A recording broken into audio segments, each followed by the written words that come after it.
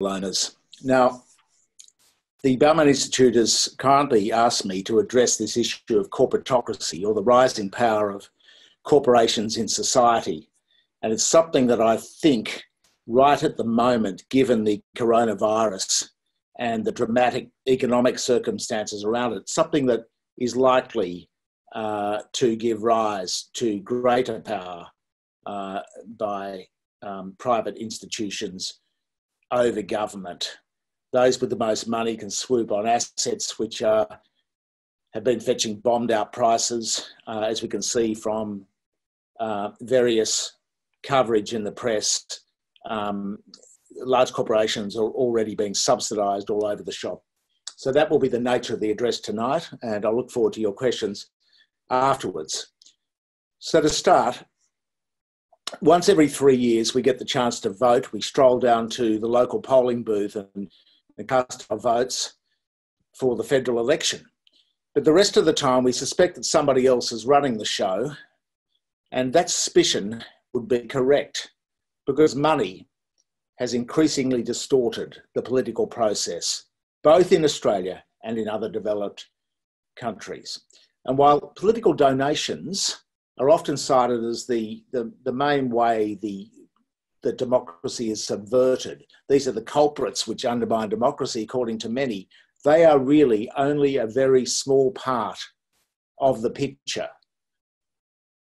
Adding to donations, and we only see perhaps 1/3 of the money going to political parties because of the poor disclosure practices in place, we have the rise of corporate lobbyists, what Damon was explaining before about those who have been in politics and turn lobbyist and sometimes end up lobbying the person who was their underling or their political staffer when they were a minister. There's the capture of the mainstream media. I can speak from both sides of the fence here because I used to be in the mainstream media. When it was slightly more robust, it was better funded, didn't rely on as few large advertisers, was less agenda-driven and better managed. There's also the revolving doors, as I call them, hashtag revolving doors on social media, which are the movements just mentioned between politics and big business, and of which we are building a database on in Michael West Media on the website. So it's not just donations. There are a number of issues going on here which have led to the laws of Australia being relentlessly skewed in favour of the corporate elite. Now, the result of this, of course, is inequality and alienation, falling credibility in government and stasis in reform. For decades, and you can see this from a plethora of statistics such as what they call the Gini coefficient, which is a measure of inequality. If you look at it for the US or Australia, the rich have got richer, the poor have got poorer, the middle class has been squeezed at either side. For 70 years, capital has been gaining a greater share of our nation's wealth than has labour. This has been evinced in the decline of the declining power of the union movement, the rise of the gig economy, and other measures. It is well documented. It waxes and wanes. And sometimes, you know, if you're looking at income inequality versus asset inequality, it may move the other way, but there has been an inexorable trend towards rising corporate power. Now, what is the end game here? Well, I think a measure of what we could expect, unless this is reversed over coming years, we can expect civil unrest. And we've witnessed just recently the incredible tumultuous events in the US. This unrest, these protests and demonstrations have been largely about race, but they're also about alienation, about unfairness, about lack of credibility of government, and the general feeling that governments do not act in the interests of their citizens. The feeling that money in politics, money is perverting politics, and that corporate domination of the democratic process is on the rise. The US has always been ahead of Australia in these things, in economic things, and so it is in this situation. We haven't had nearly the government brutality that we've seen over there in recent weeks in Australia, which is great. However, it is a reasonable assumption that we are on the same trajectory unless the nature of government changes to embrace everybody, all the voters, not just those people who have powerful vested interests. Broadly, in philosophical terms, a neoliberalism, the doctrine under which governments practice at the moment, has failed. It is a broken political creed, but there is nothing popular as yet and well enunciated to take its place. Now, at Michael West Media, what we're doing to address some of these things, and we started this 5 years ago, having been fired from the mainstream media for the crime of journalism, we kicked off thinking, well, how can we be most useful here? Doing what we're doing, it's the only thing that I was ever good at. So being independent has actually been a help rather than the hindrance. There have been tougher times personally, financially, but in terms of freedom, without in-house lawyers crawling all over you, complaints from public relations people and corporate executives to bosses above you in a large media institution, it's been a refreshing change. Unfortunately, we've witnessed during the same time the gutting of a lot of talent in the mainstream and extremely poor management, which is basically, in most of these media institutions, has thrown up its hand and said, look, we are corporate media, we're just going to do the best we can, sell as much as we can, but truth runs a poor second to profits. Now, right now, this corporatocracy, this rising corporate dominance, is an urgent matter because thanks to the coronavirus, the government's planning to unleash what could be described as a climate bomb on Australia via its COVID-19 commission. And it's stacked with people in the gas industry and with gas connections. This gas-led recovery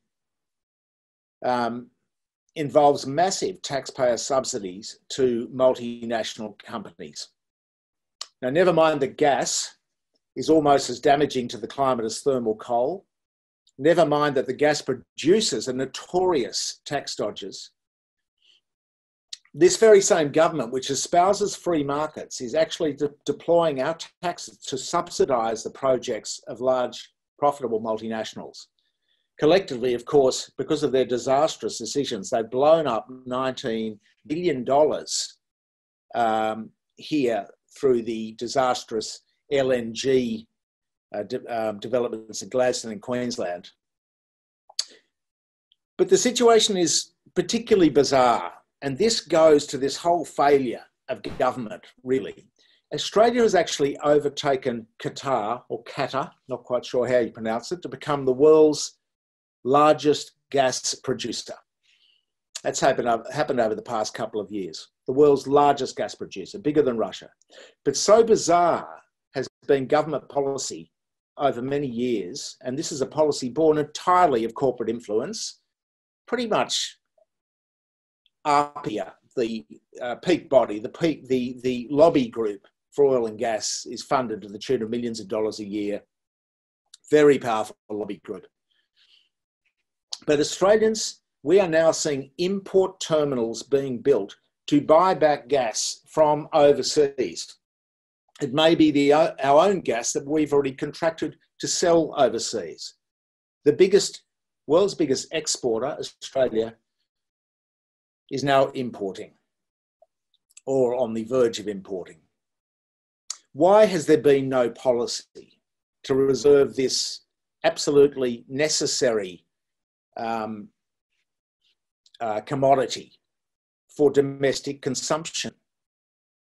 Why have we allowed it in WA, they have what they call a domestic reservation policy. Why have they not earmarked gas for domestic consumption to keep the prices down? Well, instead, now the policy is to ramp up regulatory relief to give the companies breaks from red tape for onshore drilling to open up Victoria and New South Wales to fracking. And we're talking about effectively 4 players benefiting. We're talking about a cartel here. We're not talking about a free market. We have Shell, we have Santos, Origin, and BHP, Exxon, or Esso. They have joint marketing arrangements, so they could be considered to be the one player. So what the government is now proposing to do is to allow them to really speed up, to expedite this fracking of farmland in New South Wales and Victoria. I mean, the damage to the environment here is inestimable. We can tell what the rewards are. They can be monitored. And bear in mind, this is not a good economic decision either, because onshore gas is expensive. And we are already swimming in a sea of gas here, being the world's largest exporter of the stuff. But even more bizarre, given the incredible rises in gas prices until the coronavirus hit, it's been cheaper very often over recent years to buy Australian gas in Japan rather than Australia.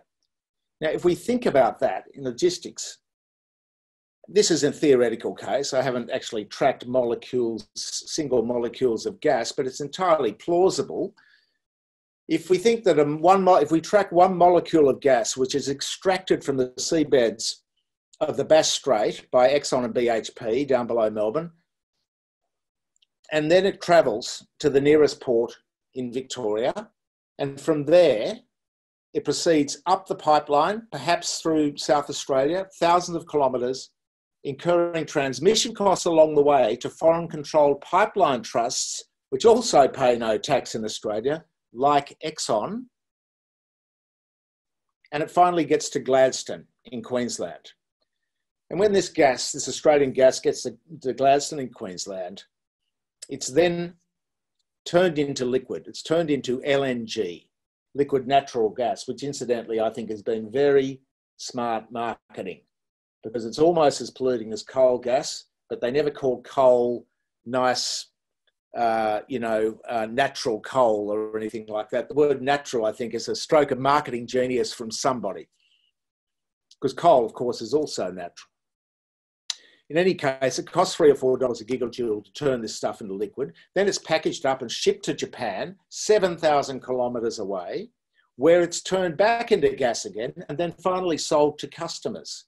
So after all the shipping, the manufacturing, the transmission costs, you can still buy, or have been able to, I haven't checked the prices recently, but on and off for the past few years, you've been able to buy Australian gas more cheaply in Japan than in Australia. And the government has the temerity to call this a free market, and we should not interfere in the free market. That's the rhetoric. As we know, it's not a market, it's a cartel. And all customers and businesses, for that matter, have suffered as a result of this cartel.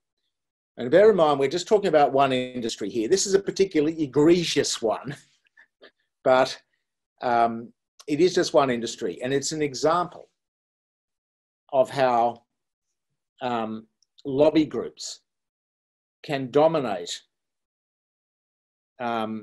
politicians and bureaucrats to the point where they will enact ridiculous policies to the detriment of all Australians that benefit a few multinationals. Now, if you think that let's just take it one step further, who benefits from these things and how it could possibly have turned out this way.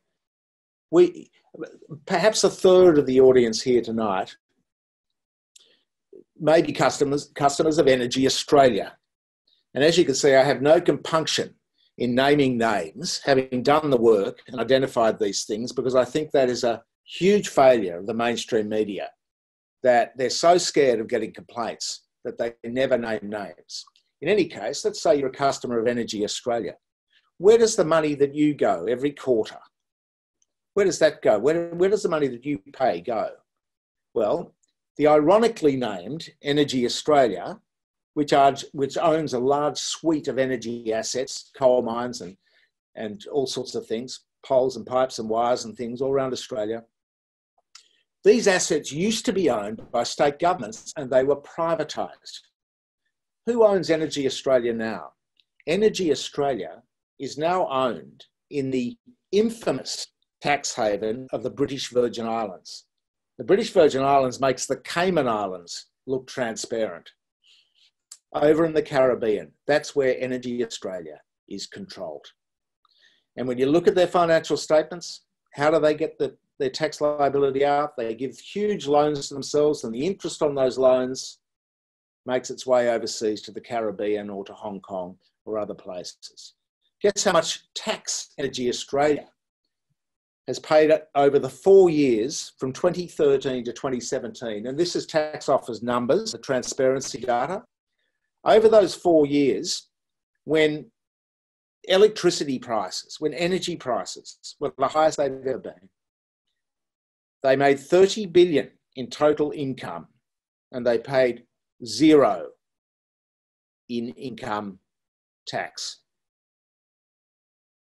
How do these things come about? How is it that Adani, whose proposal to build the world's biggest new thermal coal mine, how is this proposal seriously entertained? It was gifted with boundless water rights by the state government during a drought, breaks on royalties so they don't have to pay the people of Queensland for their resources, which they're extracting from their soil, subsidies on loans pushed by the federal government. Yet Adani had set up a structure where if this thing ever made a profit, and it never would have made a profit, those profits would be routed via a labyrinthine corporate structure to a family-controlled company of the Adani family in the Cayman Islands. Why and how can the government pay homage to free markets when it's using taxpayer resources in such a cavalier way to finance a coal project for a foreign energy mogul for no benefit from Australians, which will blow our global emissions commitments apart and will contaminate the environment? How are these decisions possibly made? How is it that a system designed to help small businesses, we're talking about JobKeeper here, how is it that this system, which was set up, designed to help small businesses and their employees through the COVID-19 lockdown, how is it that that program is being exploited by enormous, profitable property corporations such as Mirvac and Lend-Lease? Corporations whose profits have not fallen by 50%, which is the threshold for billion-dollar companies, let alone 30%. Companies which can still raise money on the share market if they do get into trouble. This is absolutely blatant, naked rorting. We've revealed it here at our small independent media site, small but growing because there's disaffection with this kind of behaviour. Yet it hasn't been brought up at all. It has been brought up in Parliament, however. Rex Patrick's mentioned the Lend-Lease case, I believe, today or yesterday in Parliament. And I think the Greens mentioned the Mirvac case, Peter Whish-Wilson, a few days ago. So there's a couple of good politicians on this. But the system has got to be broken. How can we allow all these ridiculous decisions to happen? A lot of these things are just not even economic. There is no economic case, let alone an environmental case for them.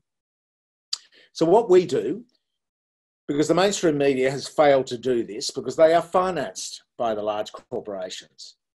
And as their revenue continues under pressure, and they've got to unfortunately let their journalists and their staff go, they become more dependent on the advertising and other revenue, sponsorship revenue of fewer large corporations.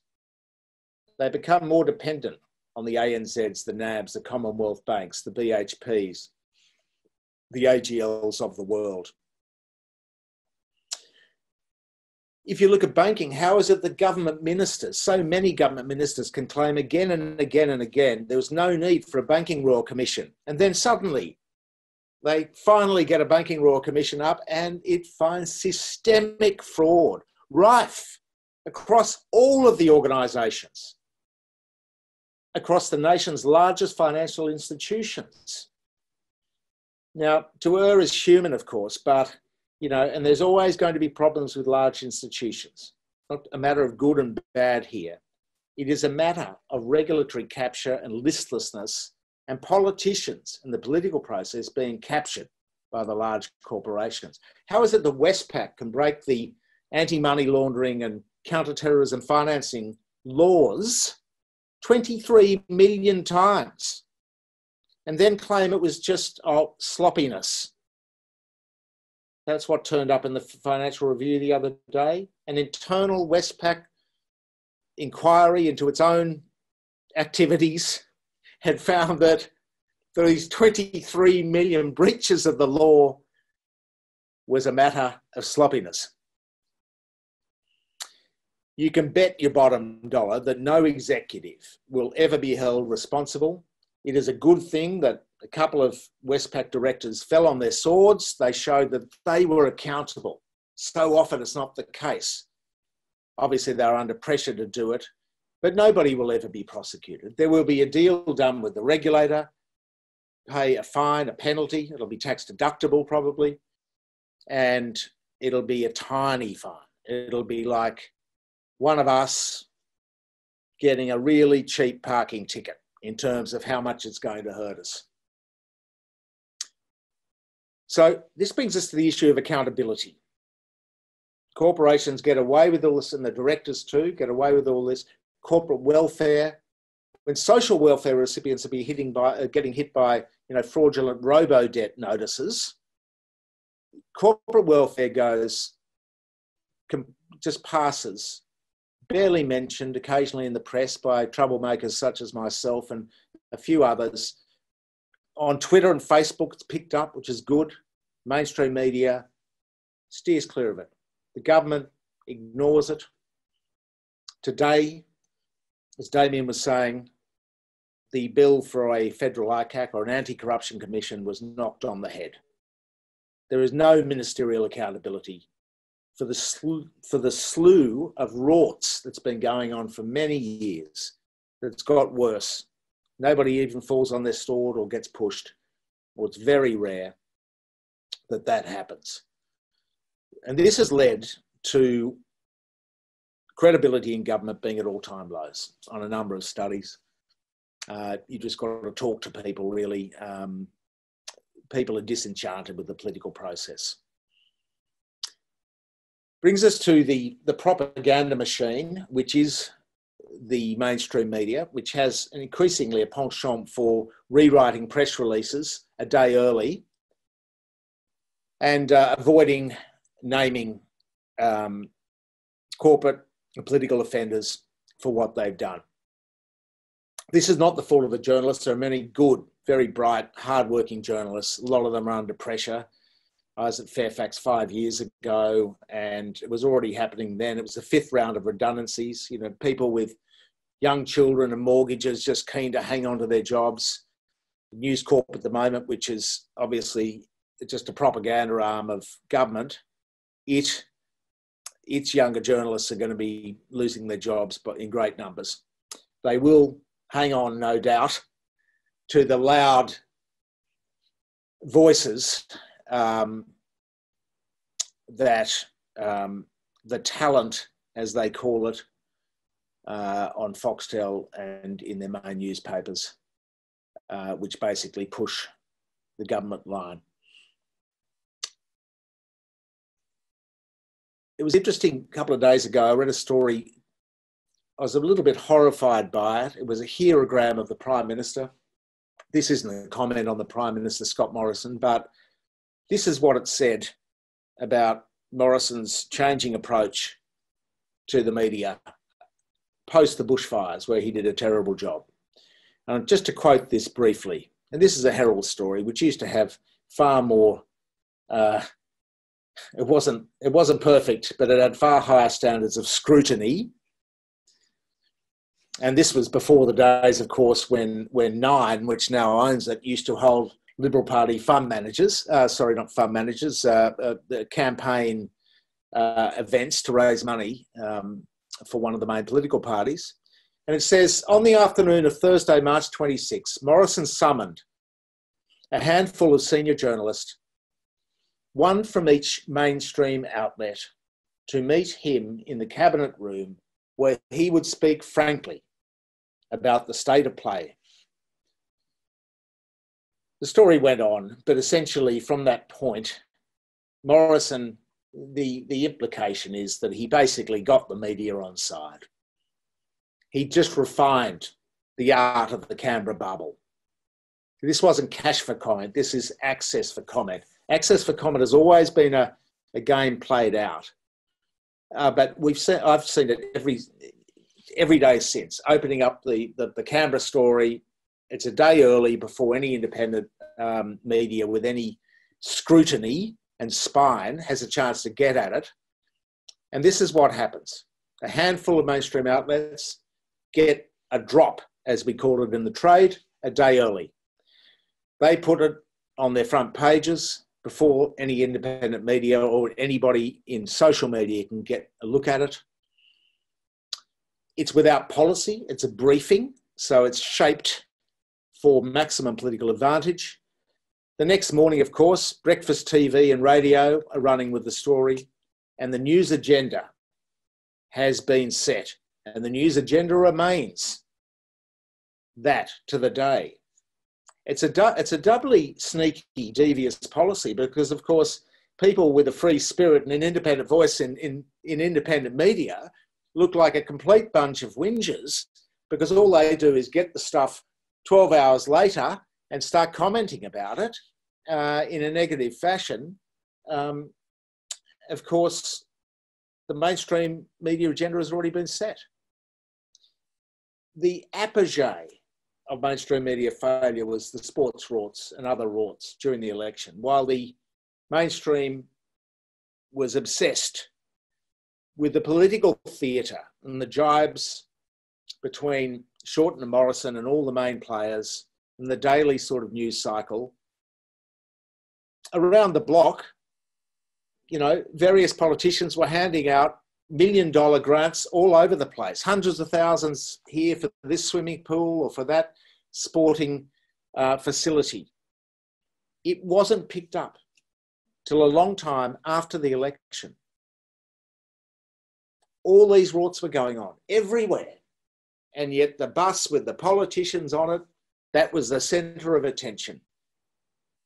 The media missed the biggest story of the year, the biggest story of the election, that a lot of votes were being bought right at the cusp of the election. So this situation is not sustainable because the mainstream is under pressure. It's going to get worse.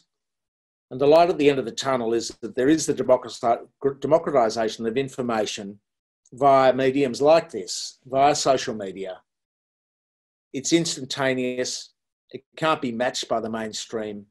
It's independent. And collectively, these voices, as we've seen with the Black Lives Matter demonstrations in the US, always breaks earlier on social media. That sets the news agenda. That has been setting the news agenda. Ordinary people with a mobile phone, collectively picking things up, sharing things.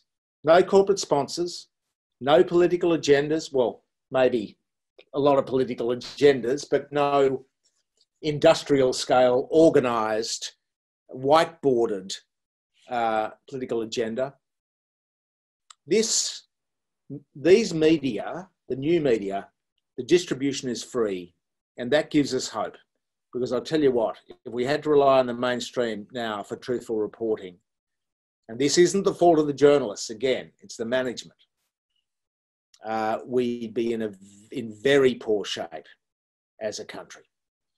So what we're doing about it, just to close before we take a few questions, is we're building a database at Michael West Media, and we've got a data guru, a guy called Greg Bean, who's helping do the technical side of it. And we're going to put it all together in a big transparency project. We're going to have the corporate tax avoidance stuff that I've been doing in my top 40 tax dodgers over the past few years. Who are the worst taxpayers and the best taxpayers in corporate Australia? Let's put their names in lights so people can see them. Let's put the pressure on them to fulfill their civic duty, to contribute to the society in which they operate. We're also building the revolving doors segment of the website. We call it revolving doors because it monitors the movements of people between industry and government and back again.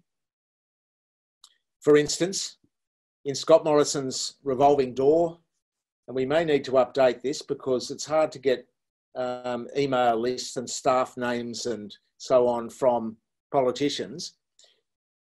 But we identified 10 staffers in Morrison's office. There would be more. There's 50 in the office now. These 10 staffers were either from Rupert Murdoch's News Corporation, or they are from, two of them were from the Minerals Council of Australia. Literally, executives of the Minerals Council straight in to advise Morrison. His principal private secretary is the guy that was managing director of the lobby firm, which represents Glencore and other coal companies, Cosby Textor. 10 people that were either Murdoch Media or coal lobby. So that gives you a bit of an idea about who is in the Prime Minister's ear. In this project, we also looked at the other ministers too in the government, and we put together just the matrix of all the coal industry connections, and it was frightening. And that is just the federal government. State government, same deal. We're also putting this database, the AusTender data on government spending. And at the end, just before we go to questions, I'm just going to get Michelle to put up a couple of slides to show everybody some of the things going on which go totally unreported. We're going to have donations data, how politicians vote, and stuff from the lobbying registers as well. So we're trying to build a one-stop shop for information on transactions and relationships between big business and government. And this is extremely important because most of the government policy decisions are informed by these transactions and these relationships. There is one other thing I think that's worth commenting on here, and we'll go to the slides in a moment, but there's a trend towards the outsourcing of government. Over the past few years, the public service has been gutted a bit, and consultancy payments have gone through the roof. So on that note, what that will lead to is weaker and less efficient government in the end, because it will be less dependent and consultants charge a lot more than bureaucrats do. So it will end up, I think, being a disastrous thing for this country. You know, there's a lot to be said about efficiency. Getting rid of public servants doesn't necessarily create efficiency, and replacing with high-cost consultants who are not experts in their field, who have suddenly become experts in their field, is not a positive outcome. So just going to these last couple of things, Michelle, would you mind putting the last couple of slides up? So, well, this is a quick one here. This is the tax data. You can see at the top there, it is ExxonMobil, which is one of the gas cartel, $42 billion in total income over the past 5 years. Taxable income, zero. Tax paid or payable, zero.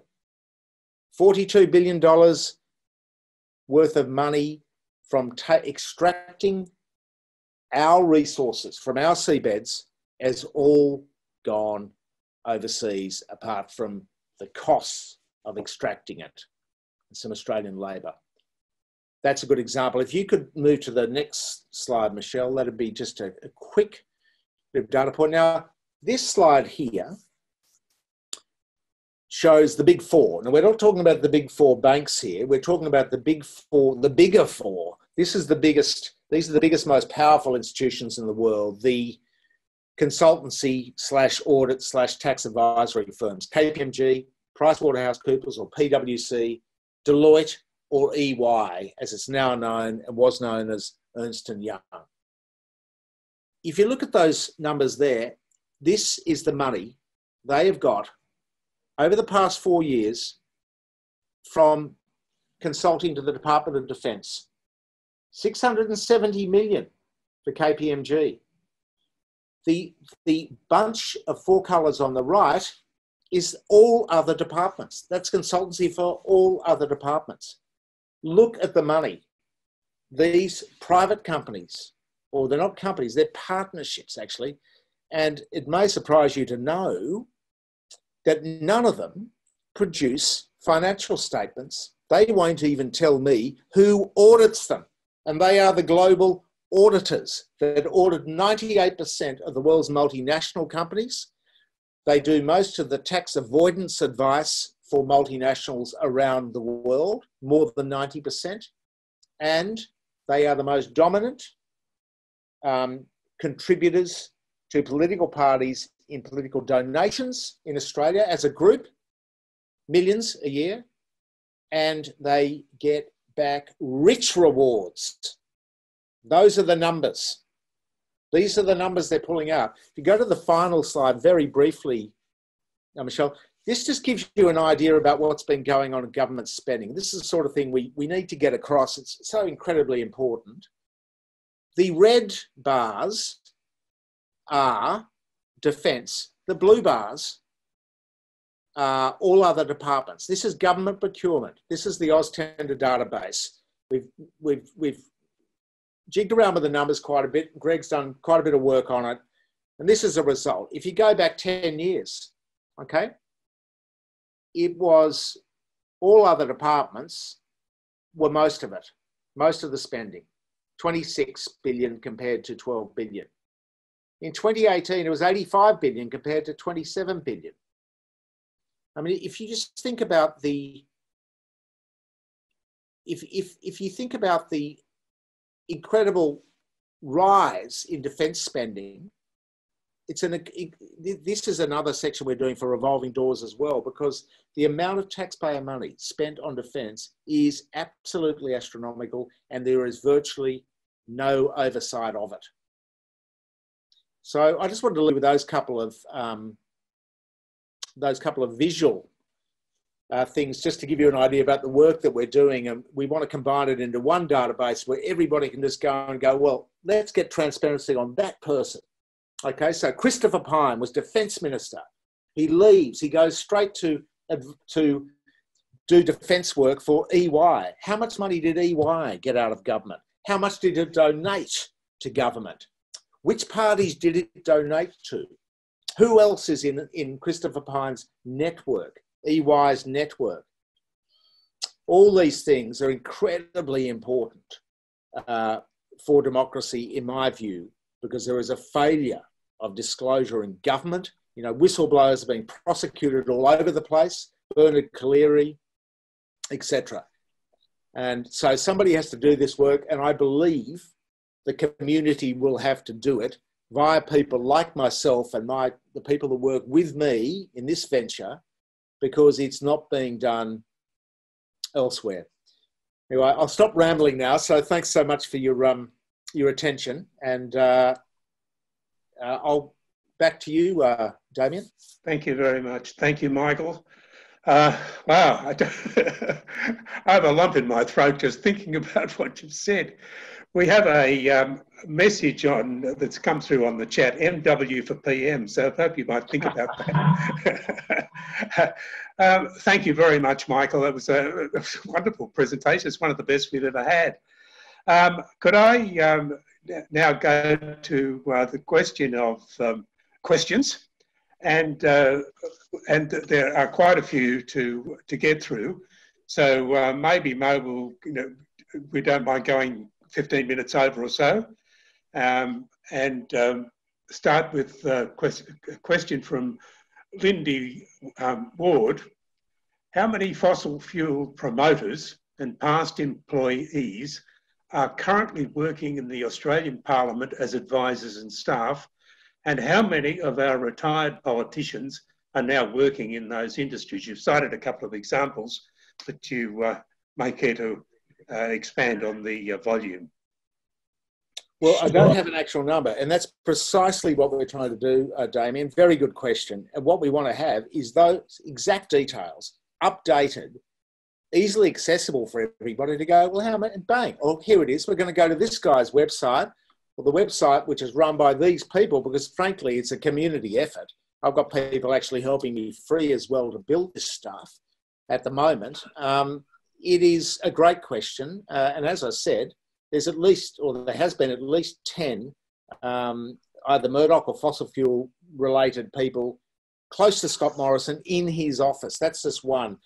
If you look at some of the other guys, they actually have businesses, some of the other politicians, which service coal mines and things like that.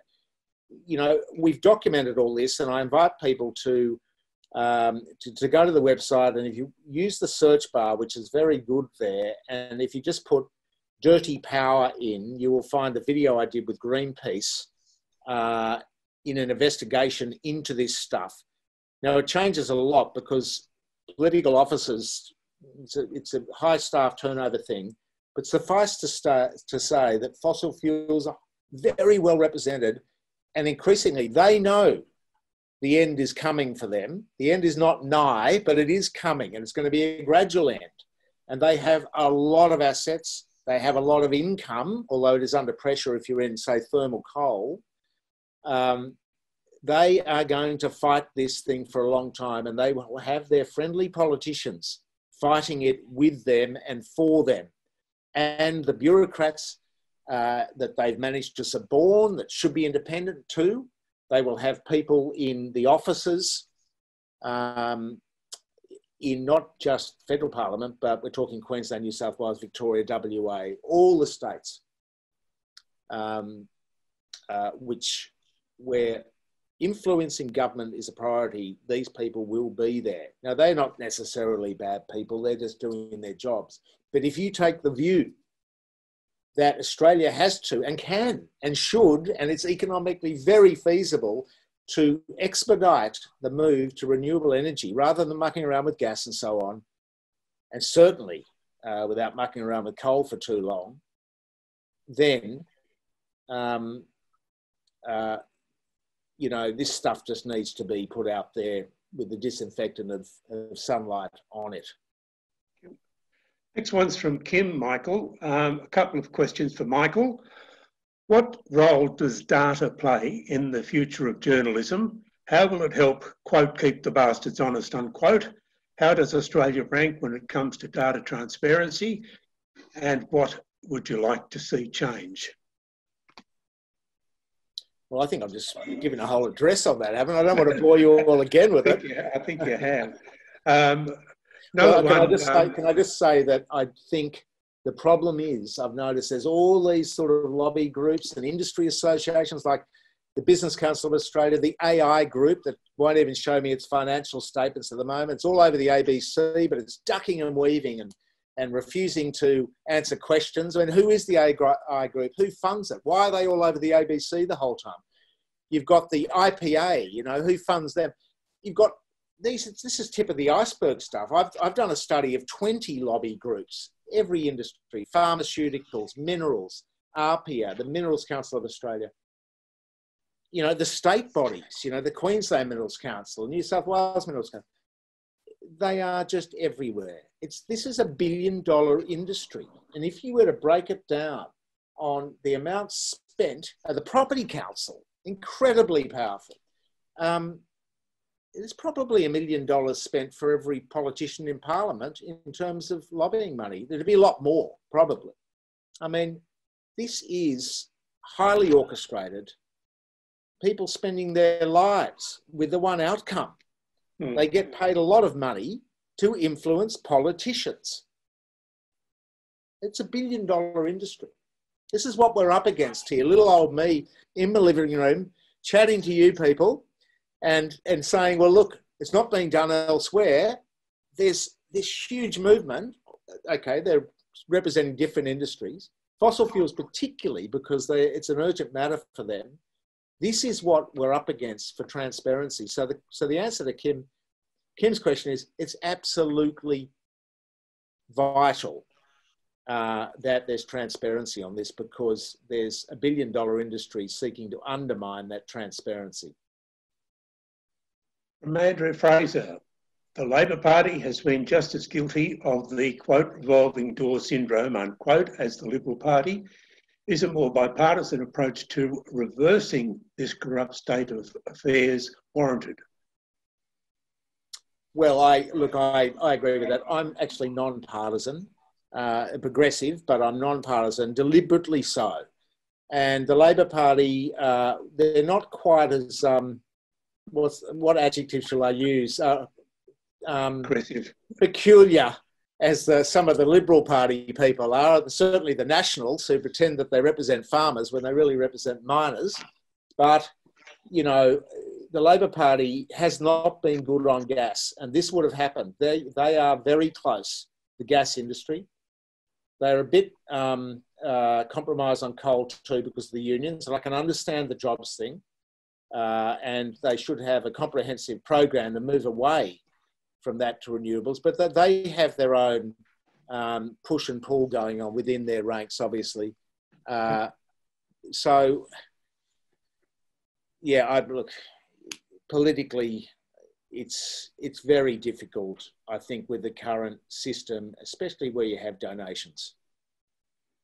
From Peter Smith, are you saying that the colonisers are now being colonised by the corporations and we are now receiving their respects? Actually, I mean, I like that. It's good historical context there, or good contemporary context. I think in the broad historical context, I think this political system that we have now is not sustainable for too long.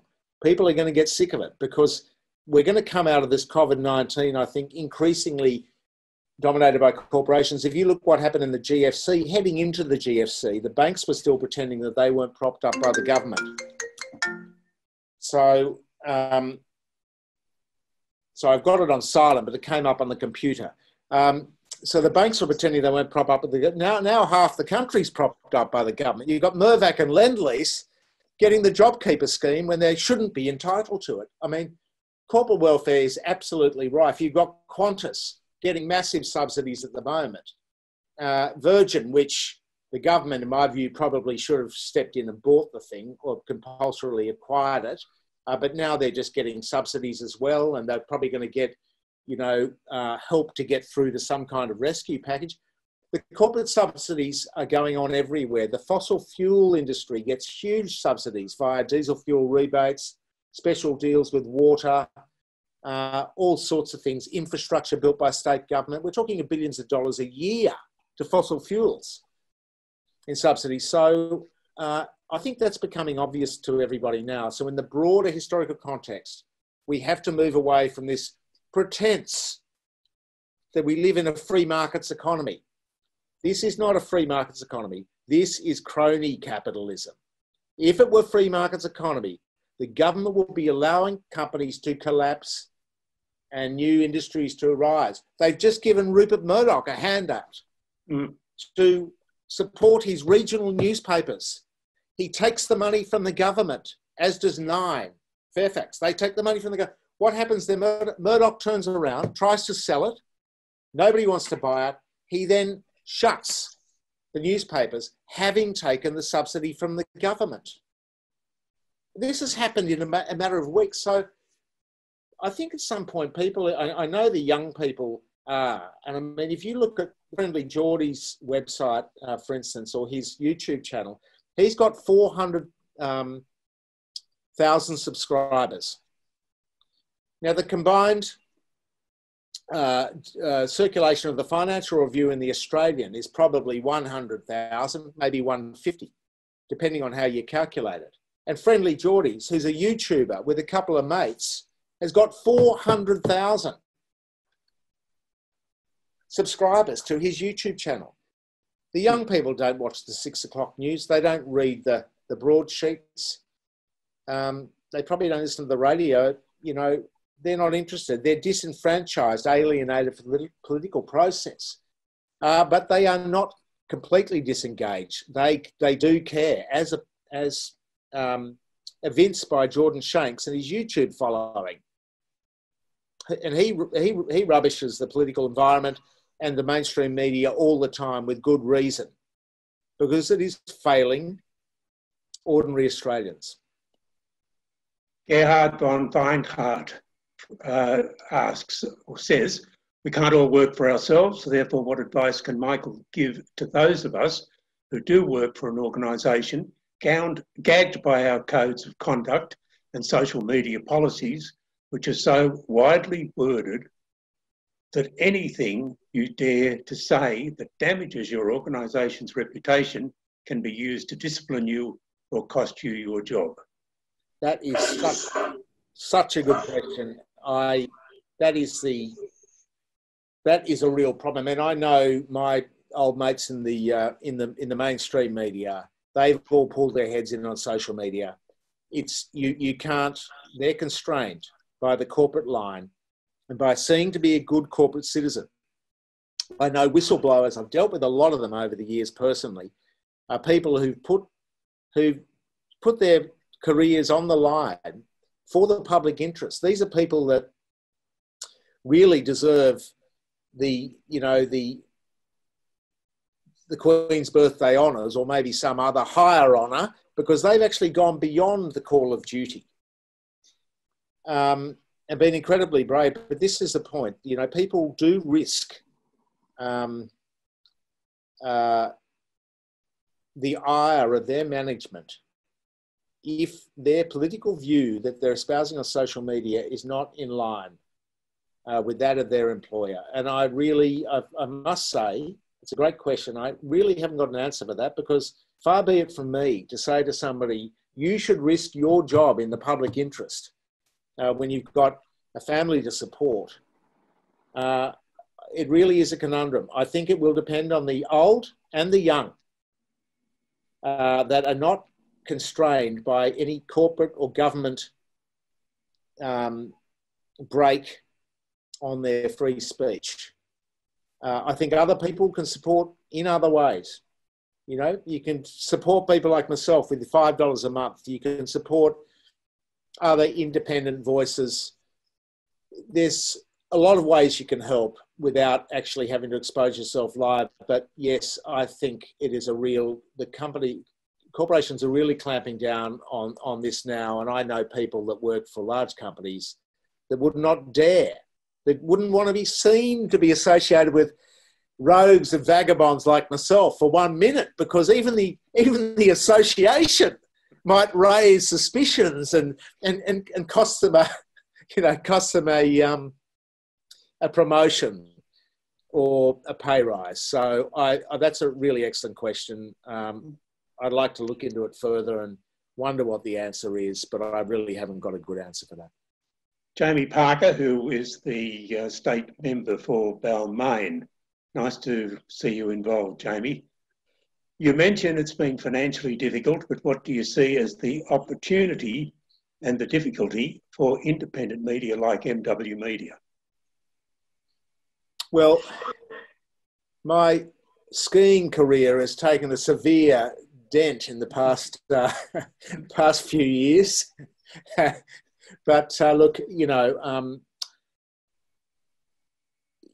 I've been lucky enough to have the community support, and people have said, okay, we're going to give this guy a couple of bucks a month. We're going to back him, and he'll be the guy that goes out there, like you back the local netball or football side. just because, you know, it's a community thing to do. In fact, this community is taking on the biggest companies in the world, and I like that. That's my community. And people have backed me. I mean, I've got a few sort of ideas on how we can get a little bit bigger, because we're going to have to take on the mainstream. There's no doubt about that. They're just collapsing in a smoking ruin. They're hopeless. They're letting people down. Particularly the Murdoch press is virtually fraudulent. I mean, well, it is. It's just, they're not media. They're a propaganda outfit for corporations and the government. Unfortunately, with some good journalists and good people there that are stuck there. We can't do anything about it. So the answer is it's difficult, but community, I mean, putting your hand out for money, I mean, well, everyone's doing it these days. The Guardian's got an international trust behind it. It's got its hand out every time you turn the website on it. The canary yellow thing comes up. Give me money for our incredible journalism. You know, the Conversation, which is backed by all the universities with government money, they've got their hand out. Everyone's got their hand. I think people realise now that we'll just back the one that we like, and that'll be our social contribution to what we think, where we believe we want to see change, or where our contribution to society is best spent. That's an issue of personal choice, but it's interesting. I never thought a few years, when I started doing this, I had no idea how. I just spent my redundancy from Fairfax and started with a friend who did the technical stuff for me, and we had no idea. We just put the hand out and the money sort of came in, then it grew a bit, then it grew a bit more, and we made a few mistakes, and it just, and now I'm in a fortunate position where I'm actually able to pay one full-time young journalist and pay for not very much, but pay probably another 5 or 10 people to do journalism, or if they submit a story and they're a journalist, I pay them, and I take some comment stuff from other people if they're an expert in their field. But if they're working, if they have another job like a lawyer or something, well, I don't pay for that, obviously. But I try to take care of some other people now, and it's important, and it's actually working. And I think Giles over Renew Economy has done a really good job. He's managed to stay alive after some hard times doing it there. So there is a small business model for it, and of course anybody can have their say, and everyone's got a blog and that sort of thing, and that contributes to the public debate as well. So there are voices out there. There's no really good business model that's replaced the old business model as yet, but it will come. People will realise that journalism has to be properly funded, and they'll just back the people they think are good. Thank you. From Michael Johnson, can you please rate or rank the current Australian federal political parties in terms of their policy commitments to overturn the corporatocracy? And he goes into brackets, does any of them proclaim such ambition? Question mark. Well, I would rank them this way. I don't think the Labor Party or the Liberal Party get more money from corporate donations than Labor, although because everyone thought Labor was going to win, a lot of corporations gave Labor a lot of money heading into the election. So it'll be interesting to see when the campaign finance stuff comes out in January. There can be a 13-month delay between the time that you give your money to support the political process and it's announced sometime in January. So we're not going to know till then, and things can be delayed. Promises can be made. There can be a number of donations under the $13,500 threshold. It can go through political parties in one state, then be lent to another political party in another state through some transaction, because none of these political parties have to disclose their financial statements. They've got exemptions, like billionaires, like Australia's old billionaires. There's a special grandfathering thing. They don't have to disclose. But to get to the question, the Greens are generally much better on the corporate stuff because they don't take corporate donations. Just gets back, or if they do, they're sort of philanthropical ones. It gets back really to follow the money. you know, if suddenly Westpac decided to sponsor my website and make me a millionaire, I would find it difficult to write nasty stories or even truthful stories about Westpac. I've got nothing against Westpac. They're probably better than Commonwealth Bank. I mean, who knows? But it's simply a matter of, as the previous questioner said, on people with a job on social media, I mean, it's a compromising thing. So the Greens don't have that. Labor is compromised generally less, but still compromised by political donations. The chart I just showed you of the big four, they contribute to Labor and Liberal equally. So there's a problem with the system, not just any one political party. And then there's independents too, who get their funding as well. I've found some of the independents over the years, because I'm independent, to be pretty good, and I've worked with them by way of background on various things. And some of the independents are good. Some are terrible, like the rest of the world, isn't it? Yes. Okay, well, I'll make these the last two questions and hand back to Mo. How can the public make a difference when election cycles come only every few years? From Elmer Tullett. Well, I think that is happening now, Elmer. I think that the public, I think it's going to happen increasingly on social media. You're going to see a lot of disaffection, particularly from people that aren't consumers of mainstream media under the age of 35. That's a growing demographic. This is a time of once-in-a-century revolution in the way information is transmitted.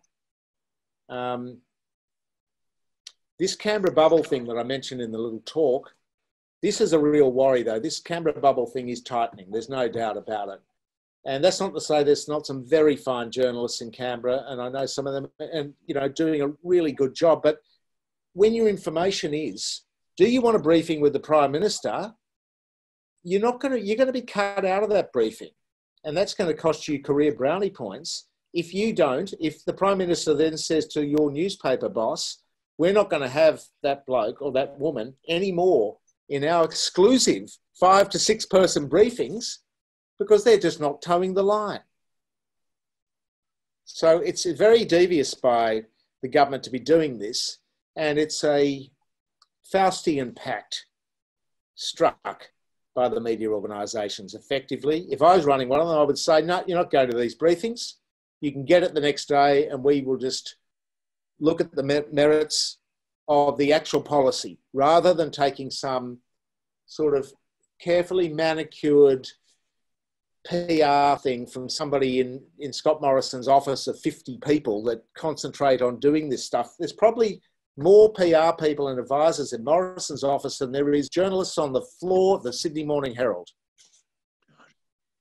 Okay, finally, from Jeffrey Nash, how do you plan to disseminate your research? Just via the website? This needs to be shown in the face of every Australian. They need to be made to take notice. How do you plan to engage an ambivalent public more concerned with celebrity and the like? Right, very good question again.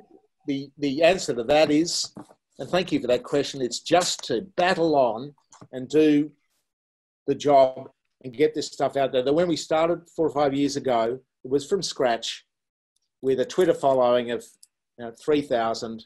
That's grown to 35,000. Facebook is tipping in 100,000 traffic to the website a month. Last month, we've got some good team now of keen people. Last month, we did almost 500,000 traffic.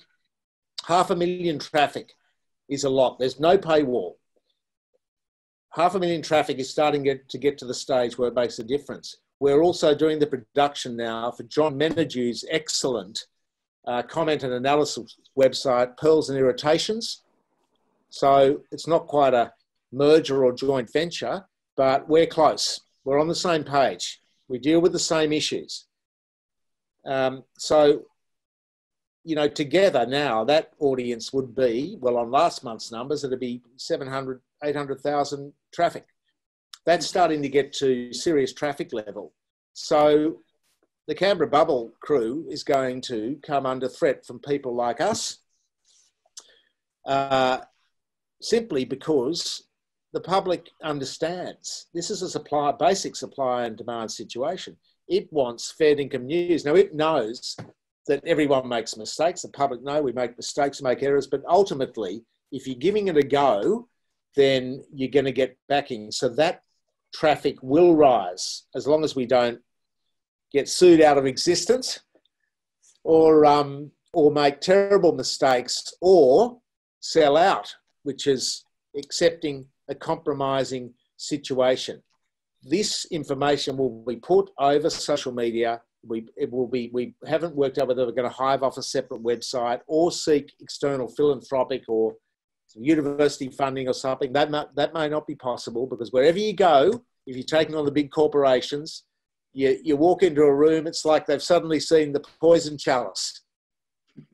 So we may have to go it just with community backing, but I believe if we get this project up, this will be the go-to place, and the traffic will be in the millions. People will have to go there, and it will fund itself from traffic of greater size, and then we'll be in a position really to make a difference. And I don't really think that's pie in the sky. I think that's toss of a coin. Michael, thank you. It's been wonderful. It's been great to have you here. We had 32 questions. I'm sorry to those who missed out, but they all look like good questions. We had a total of 106 people viewing us tonight. There's more people than we ever get at the Balmain Town Hall. And it's been wonderful having you here in the Balmain Institute. So that's everybody. Get on to michaelwestmedia.com.au and subscribe to this very important independent news source. Mo, thank you. You've been very patient, and thank you for going so far over, Michael. And leave it to you, Mo. Sorry. I'm sorry about that, Daniel. Thank you. No, I wouldn't have had it any other way. I didn't realise that I was ranting too much and I lost track of time, but thank you so much for hosting it. And thanks to Michelle and Mo as well, and Stephen and everyone at the Balmain Institute, and to all the viewers. Thanks so much for listening in and putting up with it. And all right. And maybe we'll do it in face-to-face sometime. Hope so. At the Balmain Town Hall or something. In the town hall. All right. Well, hand back to Mo to do the procedures. Thank you so much. Thank you, Michael. That was a terrific talk. It's clearly we have a lot to check out here with the corporations. And one of the more encouraging things of tonight's talk is that there is a lot we can do, whether we're young or old, to support the kind of work that Michael does, and then also to lobby for the things that are most important around bringing transparency and a kind of accountability to government that makes it operate in the interests of all of us and not just corporations. Before we leave, I would like to thank everyone who donated the last after the last talk, and I would like to encourage those of you who tuned in tonight to also think about making a contribution to the BI. Any amount would be most welcome. These talks aren't cost-free, and we'd appreciate very much if you could donate something. The BI bank details are at the bottom of the emails that you've been getting from us. So if you just check that out, that's a way that you can then just transfer money to our account. I want to thank our technical support tonight, Michelle French and Stephen Burstow, for taking care of the technical issues. And before I go, I just want to mention that our next speaker will be Professor Veena Sargwala from UNSW. You may have seen her on the Drum and the Innovators. She's developed a new science called micro-recycling that involves transforming waste into value-added materials. She will be speaking on the 9th of July. We hope you'll all think about joining us. Thank you again so much for coming tonight. Stay well, stay healthy, and we'll see you next time.